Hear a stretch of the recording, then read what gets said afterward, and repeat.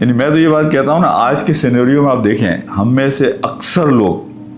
میں اس کو یہ کہوں گا کہ ہم اتنے نائیو ہیں کہ ہم میں سے اکثر لوگوں کو یہ پتہ ہی نہیں ہے کہ ہمارے ساتھ دنیا میں ہو کیا رہا ہے، یعنی کون ہمارے ساتھ کیا کھیل کر رہا ہے۔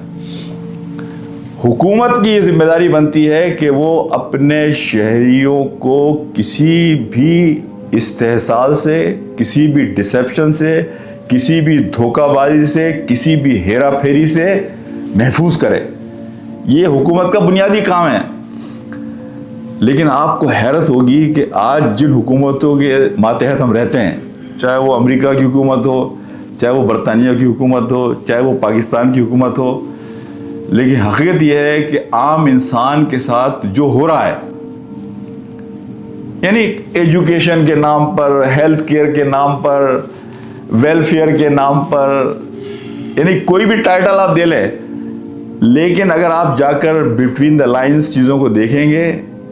اور انڈر دا رگ جا کر چیزوں کو دیکھیں گے تو پتہ چلے گا کہ یار یہ تو انسانوں کے ساتھ پتہ نہیں کیا دھوکہ ہو رہا ہے۔ یعنی وہ کسی نے ایک بات کہی نا، یہ اسکول سسٹم جو بنایا گیا تھا، یہ تو اصل میں ورلڈ وار کے بعد بنایا گیا تھا ریکروٹس تیار کرنے کے لیے، کہ یہاں سے ریکروٹ کیا جائے، اس لیے کہ دنیا کی آبادی تو کا ایک بہت بڑا حصہ تو ختم ہو چکا تھا۔